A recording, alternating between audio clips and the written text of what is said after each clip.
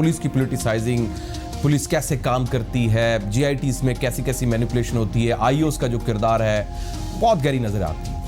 क्या समझ आ रही है इस सारे मामले में? ये जो 2 जीआईटीज और तीसरी का जो असल जिक्र कर रहे हैं ना फैसल साहब, आई 100% एग्री विद इट, क्योंकि इंटेलिजेंस इदारों ने जो चीजें उनके पास है वो शायद बाकी इदारों के पास ना हो, उनके पास वो इंफॉर्मेशंस ना हो जो कि इंटेलिजेंस इदारों के पास है, क्योंकि जो उन्होंने ऑपरेशंस किए हैं उनके पास बहुत फैक्ट्स होंगे। आपकी जो बसीरत है वो क्या कहती है? ये क्या हो रहा है? ये जो जीआईटी की रिपोर्ट्स हैं, ये 2 होना, 3 होना, ये समझा क्या रहा है और ये है क्यों बेसिकली? देखिए, सबसे पहले तो मैं इस बात के ऊपर थोड़ी सी बात करूंगा। जैसे फैसल कह रहे थे कि एक तीसरी जीआईटी भी है, तो जिस जीआईटी को वो जीआईटी कह रहे हैं वो एक रिपोर्ट हो सकती है जो ज़ाहिर इन्वेस्टिगेशन इदारों ने की होगी उज़ैर बलोच से। लेकिन अगर हकीकत यह है कि उज़ैर बलोच से, जिसे हम जीआईटी कहते हैं, जॉइंट इंटरोगेशन टीम, जो रिपोर्ट तैयार करती है, वो वाकई 3 है। और वो वाकई 3 इस तरह से हैं कि एक जीआईटी जब पहली बार तैयार हो गई, उसके ऊपर जब 4 अफराद ने दस्तखत कर दिए, 4 इदारों के अफराद ने, उसमें कुछ ऐसे मंदरजात थे जिनके ऊपर जो है सिंध हुकूमत को एतराज़ था। और ये बात ठीक है कि सिंध हुकूमत के दबाव में आकर सिंध पुलिस के वो अफसरान जो जीआईटी का हिस्सा थे, उन्होंने उसके ऊपर दस्तखत नहीं की। उसके बाद उसके मंदरजात फिर तब्दील किए गए, फिर उसके ऊपर 4 अफराद ने दस्तखत कर दिए जो मुख्तलिफ इदारों से वाबस्ता थे, लेकिन सिंध हुकूमत को अभी भी उसके ऊपर एतराज़ात थे। और एक दफ़ा फिर जो है वो सिंध हुकूमत के दबाव के ऊपर उन 2 अफसरान ने दस्तखत नहीं की जो पुलिस से ताल्लुक़ रखते थे। पर अब जो जीआईटी मंजर आम पर लाई गई है, वो जीआईटी है जिस पे सिंध पुलिस के अफसरान ने इस बात पर दस्तखत किए कि सिंध हुकूमत उस जीआईटी के मंदरजात से मुत्तफ़िक़ थी और उस जीआईटी में पाकिस्तान पीपल्स पार्टी को और उसकी क़यादत को क्लीन चिट मिलती थी। तो ये एक हकीकत है कि जीआईटीज़ 3 हैं। सिर्फ उज़ैर बलोच की हम बात कर रहे हैं, अभी हम किसी और जीआईटी की बात नहीं। बिल्कुल सही। इसमें से 2 मंजर आम पर ले आई गई हैं, अभी एक और आना बाकी है, फिर देखिए कि क्या होता है। लेकिन सबसे अहम तरीन बात जो है वो ये है कि इन जीआईटीज़ के ज़रिए जो ये प्रोपेगेंडा बॉक्स खुला है, क्या इन जीआईटी की कोई कानूनी हैसियत है? तो हकीकत ये है कि इन जीआईटीज़ की कोई कानूनी हैसियत नहीं है, किसी की भी नहीं। 6 जिनके दस्तखत है उनकी भी नहीं, आप ये कह रहे हैं?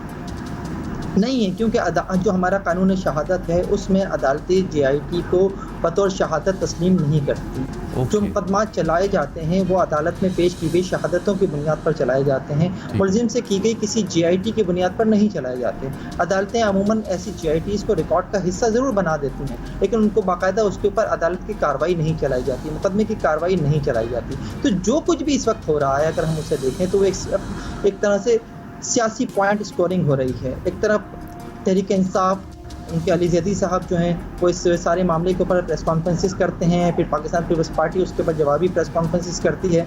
तो एक बात ज़रूर इसमें मैं कहूँगा कि पाकिस्तान पीपल्स पार्टी को अगर जीआईटी सामने आने से क्लीन चिट मिली है तो इसमें बहुत बड़ा किरदार जो है वो अली ज़ैदी साहब का भी है। अली ज़ैदी साहब जो हैं वो जनवरी 2018 में एक केस जीते, उसके बाद उन्हें अदालत की कार्रवाई के लिए चले गए अदालत में। उसके बाद वो आखिरकार सिंध हुकूमत जो जीआईटी को सामने ले आई है, उन तीनों जीआईटीज़ को सामने ले आई है, लेकिन इससे फ़ायदा अगर हम देखें तो वो पाकिस्तान पीपल्स पार्टी को ही हुआ है। और आज पाकिस्तान पीपल्स पार्टी ये भी कह रही है जवाब में पीटीआई को कि ये अमन कमेटी जिससे आप हमारा ताल्लुक जोड़ रहे हैं, इस अमन कमेटी से ताल्लुक जोड़ने की तो आप भी कोशिशें करते रहे हैं। गवर्नर सिंध खुद इमरान इस्माइल जो है उस कमेटी का हिस्सा थे जो अमन कमेटी को अपने साथ मिलाना चाहते थे। ये कह रही है पाकिस्तान पीपल्स पार्टी कि सीयू पर जो धरने दिए जाते थे उसमें अमन कमेटी के लोग आकर स्टेज पर बैठा करते थे। तो खिचड़ी पक रही है, सियासी पॉइंट स्कोरिंग हो रही है, लेकिन जो कुछ होना चाहिए कि आवाम को कुछ रिलीफ मिलना चाहिए, चाहे वो वफाकी हुकूमत की तरफ से हो या सिंध हुकूमत की तरफ से हो, वो नहीं मिल रहा। अमलन आवाम को इस सारी जीआईटीज़ के इस मामले से कुछ लेना देना नहीं है। अहम तरीन बात यह है कि वो तमाम मुकदमात जो उज़ैर बलोच के ऊपर हैं, 198 अफराद के कत्ल के मुकदमात या जो दीगर मुकदमात हैं, उनमें इंसाफ हो जाए, उनमें जो लोग मुतासिर हैं उन मुतासिरीन को जो इंसाफ मिल जाए, अदालतों से सजाएँ हो जाएँ। ये होगा बेसिकली मैं समझता हूँ कि इंसाफ। और इसके लिए पाकिस्तान पीपल्स पार्टी को और पीटीआई दोनों को काम करना चाहिए, लेकिन काम इसके ऊपर नहीं हो रहा। काम इस बात पर हो रहा है कि ब्लेम गेम, तुम अमन कमेटी के सरपरस्त थे, तुम भी तो अमन कमेटी से मिला करते थे, तुम उनकी मीटिंग्स में जाया करते थे, तुम भी तो जाया करते थे।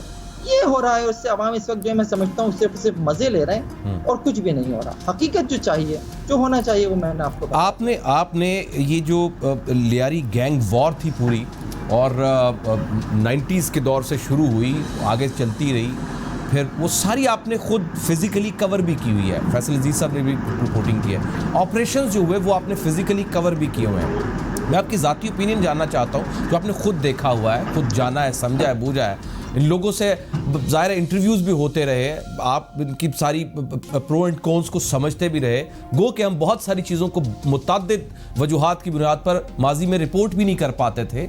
बहुत सा हमारी रिस्ट्रिक्शन थी, जानों को ख़तरे भी थे, लेकिन जानों को ख़तरे में डाल के मुतअद्दिद चीज़ें हमने रिपोर्ट भी की। क्या वाकई पीपल्स पार्टी का लियारी फैक्टर, उज़ैर बलोच, उनसे कोई ताल्लुक किसी तरह से रहा है माजी में? देखिए, इसके लिए कुछ और कहने की क्या ज़रूरत है। हम सिर्फ और सिर्फ एक नाम ले देते हैं, सारी सूरत हाल सामने आ जाती है। वो नाम है साबिक सूबाई वज़ीर दाखिला जुल्फ़िकार मिर्ज़ा साहब। जुल्फ़िकार मिर्ज़ा साहब अमन कमेटी के लोगों को अपना भाई, अपना बच्चा कहते हैं। ठीक। उन्होंने सही मायनों में अमन कमेटी को गोद लिया और उन्होंने वहाँ पर बाकायदा ये कहा, असेंबली के फ्लोर पर भी कहा, प्रेस कॉन्फ्रेंसेस में भी कहा कि मैंने उन लोगों को असलहे के लाइसेंस दिए हैं और मैंने ये असलहे के लाइसेंस उन्हें शब बरात में पटाखे चलाने के लिए नहीं दिए हैं। तो जब सूरत हाल यह हो तो फिर उसके बाद आपके सवाल का इससे ज़्यादा वाज़ेह जवाब कोई हो नहीं सकता। हाँ, पाकिस्तान पीपल्स पार्टी उस दौर में लियारी अमन कमेटी को, उससे पहले रहमान डकैत को सपोर्ट किया करती थी। तो रहमान डकैत भी जो है वो पाकिस्तान पीपल्स पार्टी की क़यादत से मिलते रहे। उन्होंने अपने बाप के नाम से, रहीम दाद के नाम से जो ट्रस्ट कायम किया, उस ट्रस्ट की जब इब्तिदाई तकरीब थी उसमें नबील कबूल साहब भी गए, जो उस वक्त पाकिस्तान पीपल्स पार्टी के एक अहम रहनुमा थे। उसके अलावा और लोगों ने भी उस तकरीब में शिरकत की। इसके बाद उज़ैर बलोच जो तकरीब करते रहे, उसमें पाकिस्तान पीपल्स पार्टी के लोग जाते रहे, मुलाकातें होती रहीं। तो पाकिस्तान पीपल्स पार्टी ये कहकर दामन नहीं छुड़ा सकती कि हमारा कोई ताल्लुक़ नहीं था। ताल्लुक़ था। आज वो ये कह दें कि ये सब कुछ जो है जुल्फ़िकार मिर्ज़ा ने किया था और जुल्फ़िकार मिर्ज़ा को वज़ारत दाखिला देना पाकिस्तान पीपल्स पार्टी की बहुत बड़ी गलती थी। तो अब आपको उस गलती का मदावा करना होगा। आपको जिन लोगों को लियारी में कत्ल किया गया, जिन लोगों को अगवा करके तावान वसूल किया गया, जिन लोगों के साथ जो है नाइंसाफ़ी हुई, उन सबको अब इंसाफ दिलाना जो है वो भी पाकिस्तान पीपल्स पार्टी का काम है। आप कह रहे हैं लियारी गैंग वॉर किसी एक दिन की बात नहीं है, ये तो 80s से चलने वाली बात है। रहमान डकैत के वालिद शेरदास से लड़ते रहे, उसके बाद रहमान डकैत और अरशद पप्पू जो कभी एक गैंग में हुआ करते थे, वो हमें बिल्कुल जो है वो बॉम्बे की वो अंडरवर्ल्ड की सी कहानी लगती है कि पहले दोनों एक ही ग्रुप में थे, फिर दोनों अलग हो गए, एक दूसरे के खिलाफ उन्होंने गैंग्स बना लिए और गैंग वार शुरू हो गई। तो ये सारी गैंग वार होती रही और उसमें मुख्तलिफ वक्तों में मुख्तलिफ सियासी जमातें मुख्तलिफ ग्रुप्स को सपोर्ट करती रही हैं। ये बात रिकॉर्ड पर मौजूद होगी, कहीं ना कहीं यकीनन मौजूद होगी कि अरशद पप्पू को एक मौके पर जो है मुत्तहदा कौमी मूवमेंट सपोर्ट करती रही। एक मौके पर अरशद पप्पू की हलाकत के बाद उसके बाद बनने वाले एक और शख्स को जो है बाकायदा सपोर्ट की गई मुत्तहदा कौमी मूवमेंट की जानिब से, सिर्फ इसलिए कि पाकिस्तान पीपल्स पार्टी लियारी अमन कमेटी को सपोर्ट करती थी। पहले रहमान को सपोर्ट किया करती थी, उसके बाद उज़ैर बलोच को सपोर्ट किया करती थी। तो जो गैंग वॉर्स हैं, या जो यूँ कह लीजिए कि जो एक एलिमेंट जिसे हम जो है मिलिटेंट एलिमेंट कहते हैं, वो इस शहर में मौजूद था और उसको जो है सियासी जमातें अपने मफादात के लिए इस्तेमाल करती रही। ठीक। अच्छा फैसल भाई, सवाल मैं प्रिसाइज करता हूँ, क्या लियारी